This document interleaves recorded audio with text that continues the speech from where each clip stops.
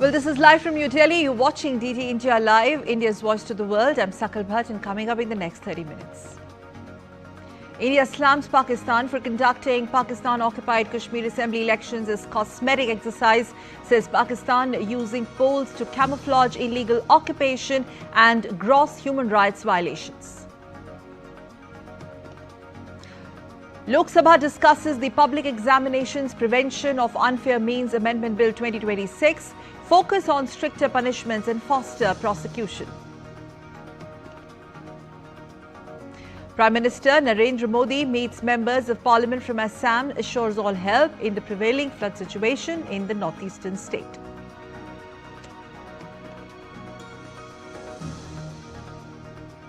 And US President Donald Trump to host Netanyahu and Zelensky at White House as Ukraine-Iran wars reach critical stages.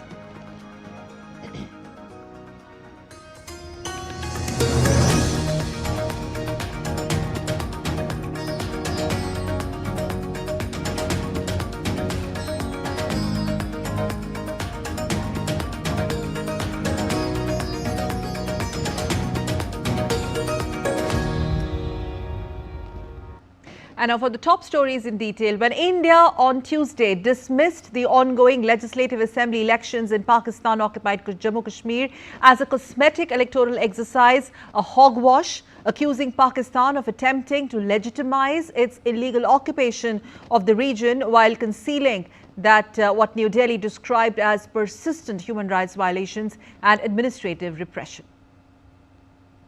India's position on this particular matter has been clear, consistent and well known.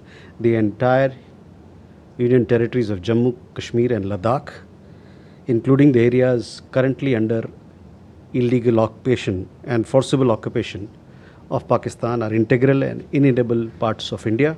The current cosmetic electoral exercise is nothing but an attempt by Pakistan to camouflage its illegal occupation and hide its grave human rights violations in the region.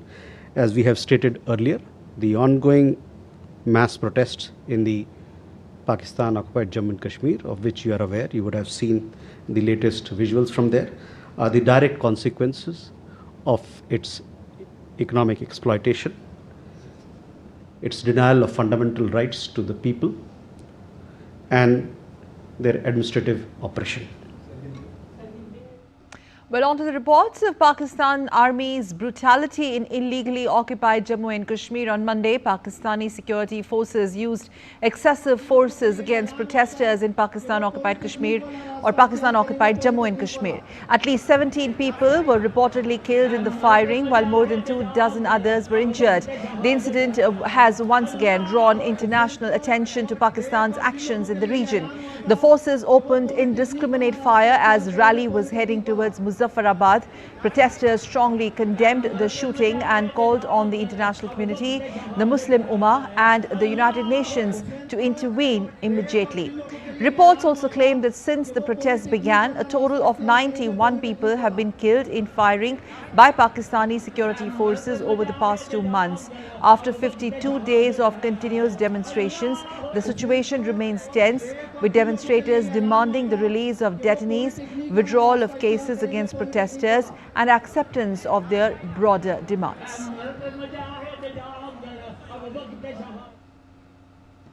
In other news, the Lok Sabha has taken up the Public Examinations Prevention of Unfair Means Amendment Bill 2026 for consideration and passage. The bill seeks to amend the Public Examination Prevention of Unfair Means Act 2024. The legislation incorporates several significant provisions, including stringent penalties such as imprisonment for up to 10 years, fines of up to 10 crore rupees and the seizure of the properties of convicted offenders. To ensure the expeditious disposal of cases, the legislation mandates that every state government and union territory administration establish special fast-track courts for day-to-day trial. Moving the bill, Minister of State for Personal, Public Grievances and Pensions, Dr. Jitendra Singh, said the new legislation reaffirms the government's deep commitment to safeguard the welfare of the students and the youth of this country.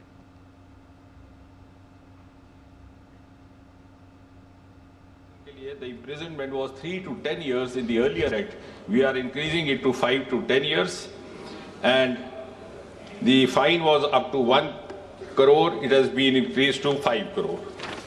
So organized crime, that is examination authority or service provider institution, whatever, in that case the imprisonment earlier was 5 to 10 years. It's been increased to 7 to 10 years.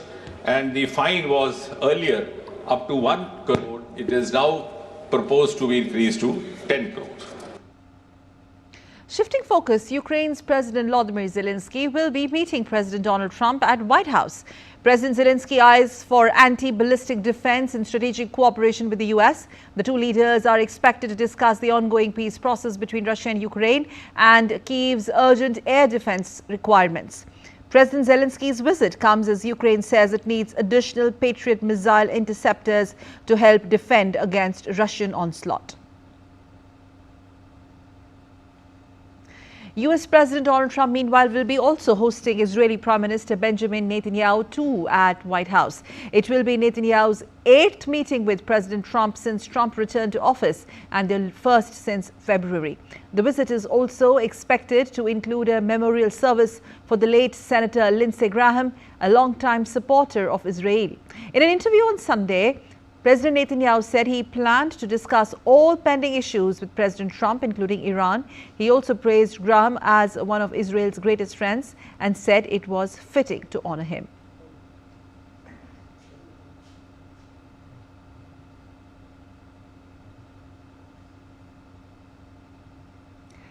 UN Secretary General Antonio Guterres has launched fresh efforts on Tuesday to coax Cyprus's rival sides back into peace talks in nearly a decade of deadlock. Guterres, whose term expires at the end of 2026, met Greek Cypriot leader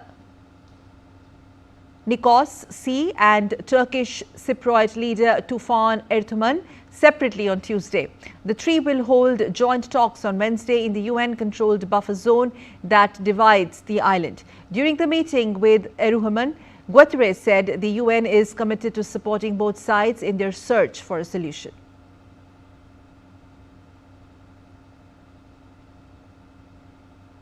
I'd just like to say once more that I come to express my solidarity with the people of Cyprus and my engagement in finding or helping to find both with the Cypriots but also with the guarantors a solution, and at the same time to see if confidence building measures are developed in a way that is beneficial for the people of both sides.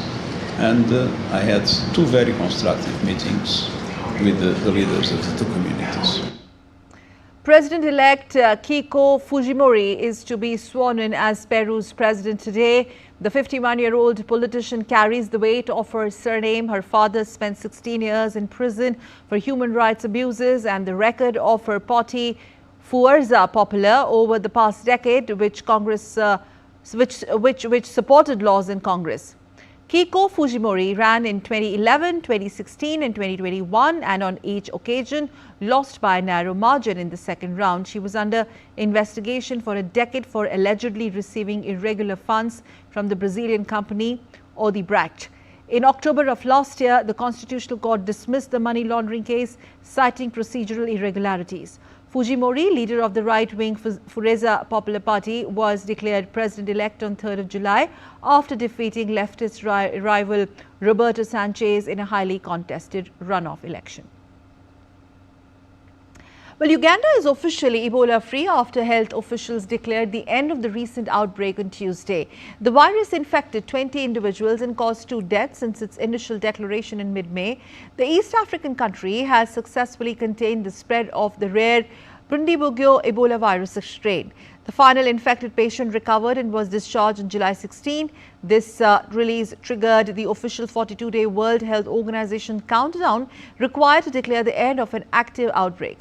15 of the recorded cases were imported from the neighboring Democratic Republic of Congo, where a larger epidemic is still ongoing. Well, France and Spain are battling some of the worst wildfires, with firefighters working round the clock to control the flames before a fresh heat wave hits Western Europe. The massive fires have destroyed forests, damaged properties and forced thousands of people to evacuate in both countries. In France's Bordeaux region, the wildfire has spread across 42,000 hectares of land, forcing over 2 lakh people to leave their homes and destroying hundreds of houses. In Spain, fires have affected nearly 77,000 hectares, with around 60,000 people evacuated from affected areas.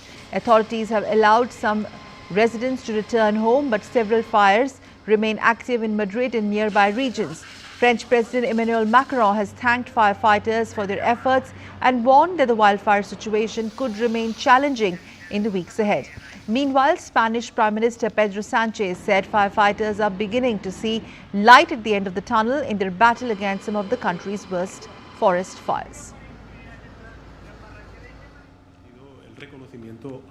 We have expressed our recognition to all those men and women who fight the fire on the front line in very difficult, very critical hours. But thanks to them, we are indeed turning the tide, and therefore we can begin to see the light at the end of the tunnel in the fight against these fires with every precaution, especially during the complex days and hours ahead. Y efectivamente en días y en horas especialmente complejas como las que nos quedan. Well, elsewhere, a powerful magnitude 7.1 earthquake struck Japan's Kyushu region Tuesday afternoon, centered near Kumamoto Prefecture, as per the Japan's archaeological agency. The shallow tremor registered the maximum intensity of 7 on Japan's Shindo scale and triggered emergency warnings across the Kumamoto, Nagasaki, Kagoshima, Fukuoka and Saga, Oita and Miyazaki prefectures. A tsunami advisory for waves up to 1 meter was issued for coastal areas of the Ariake and Yatsushiro seas. However, it has now been lifted. The U.S. Pacific Tsunami Warning Center also confirmed no threat to Hawaii or American Samoa Island.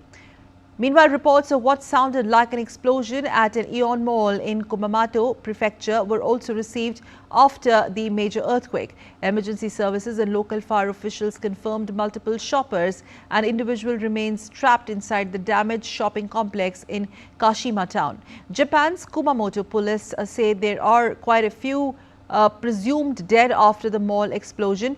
Japan's national broadcaster NHK reported at least 50 people were taken to the hospital with injuries, 12 houses collapsed and 4 cases of people trapped were also reported. Japanese Prime Minister Sane Takaichi said that several injuries and collapsed buildings and fires have been reported after the earthquake. We are still assessing the extent of casualties and property damage, but we have already received reports of people being injured. There are also areas experiencing power outages and fires, as well as damage to roads and bridges and the collapse of buildings. Above all, I ask everyone to take action to protect themselves, including evacuating to a safe place. As this is also a time when people may be preparing dinner, please exercise extreme caution when handling fire. The International Monetary Fund has approved a final disbursement of about $371 million to Ghana, the last tranche under the country's $3 billion support program. The IMF said after completing its 6th and final review that Ghana's performance under the program was broadly satisfactory, citing stronger fiscal performance, higher foreign reserves and progress in restructuring public debt. Ghana turned to the IMF in 2022 as spiraling debt, soaring inflation and a plunging currency worsened by the economic fallout from the COVID-19 pandemic and the war in Ukraine pushed the country into crisis. The $3 billion program was approved in May 2023. Country's current president John Mahama was swept into office in a December 2024 vote amid the gold and coca-rich country's worst economic turmoil in years. Well, Johnson & Johnson has agreed to pay $5.5 billion to settle nearly all remaining lawsuits claiming its talc-based baby powder caused ovarian cancer, ending a legal battle that has lasted more than a decade. The statement covers about 69,000 federal cases and related state lawsuits, resolving 99.75% of the remaining talc claims. The agreement comes days after a federal judge questioned whether plaintiffs could prove talc directly caused ovarian cancer. J&J, that's Johnson & Johnson, continues to deny the allegations, maintaining its talcum products were safe and asbestos-free. The company stopped selling talcum-based baby powder in US in 2020, replacing it with a cornstarch version. The lawsuits resumed in March 2025 after Johnson & Johnson's repeated attempts to resolve the claims through a subsidiary's bankruptcy were rejected by courts.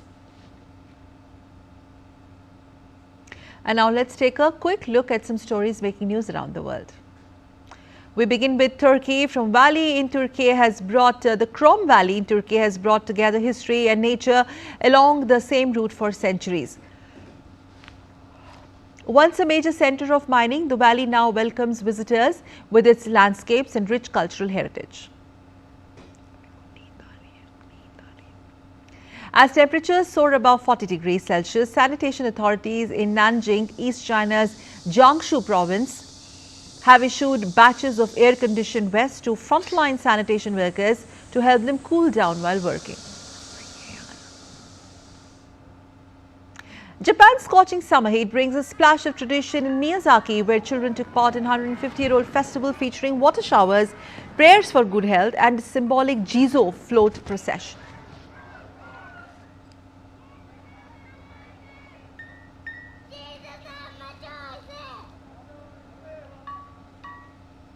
And still to come on this edition of DT India Live, on the other side, we get you more on government approving RBI proposal to introduce polymer banknotes in the denominations of 10 and 20 rupees.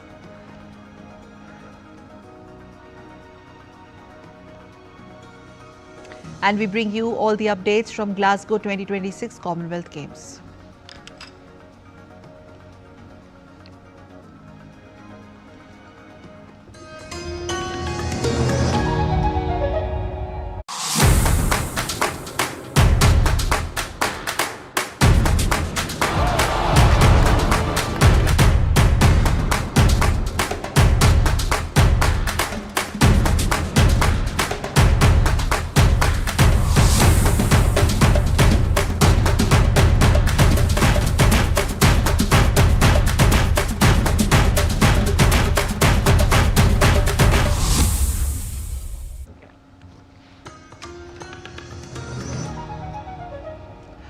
Well, you're watching DT India Live. I'm Sakal Bhatt, and now let's move on to the latest on the Assam flood situation in the northeastern state of Assam. The flood situation has shown further signs of improvement on Tuesday, but the crisis is far from over, with over 445,000 people still affected across 6 districts of the state.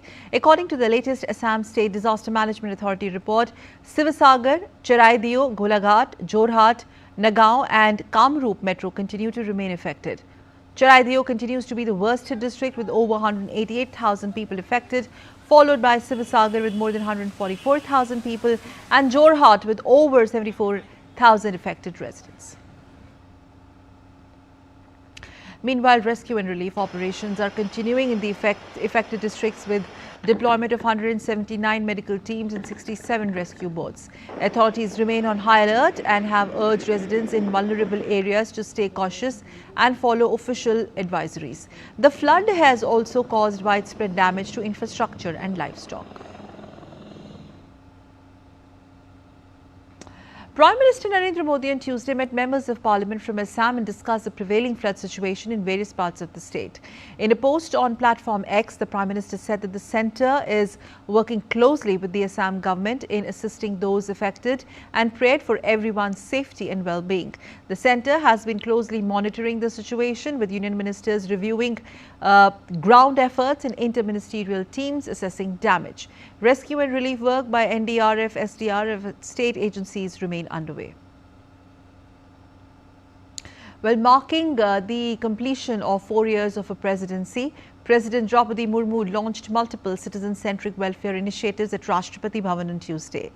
Commemorating her tenure that began on July 25th in 2022, President inaugurated Khilkari, a dedicated children's play zone inside Bachpan Bal Parasar, highlighting her focus on child-centric public engagement. Additionally, the President launched the third edition of the e-Upahar portal, offering 300 curated presidential gifts for public auction between August 5th and September 5th. All proceeds will support social causes. President Draupadi Murmu also inaugurated an e-audio guide. This application-based multilingual guide is developed to enhance the experience of visitors to Rashtrapati Bhavan, and it is available in Hindi, English and 14 other languages included in the 8th schedule of the Indian Constitution. It also includes sign language facilities. Furthermore, furthering the green mobility, Honorable President introduced Rahi, which is a fare-free 27-seat electric bus service with wheelchair accessibility, operated entirely by women drivers and conductors. This service provides safe and inclusive transit for all estate staff and residents. Also, President Draupadi Murmu also marked her environmental commitment by planting a tree as part of the Ek Ped Maa Ke Naam initiative.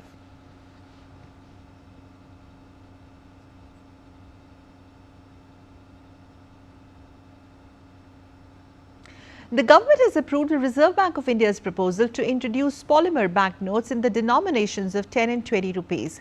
In a written reply in the lower house, Minister of State for Finance Pankaj Chaudhary informed that the RBI had sent a proposal to the government for the introduction of 1 billion pieces each of 10 and 20 rupees polymer banknotes for field trials. He said regular issuance of polymer banknotes in the two denominations will be done after the successful completion of field trials. The minister said the RBI had informed that as per international studies, the lifespan of polymer banknotes is significantly higher than that of paper banknotes. He added that the introduction of polymer banknotes is currently in a preliminary phase and the impact on digital payments could be ascertained only after regular issuance of these notes.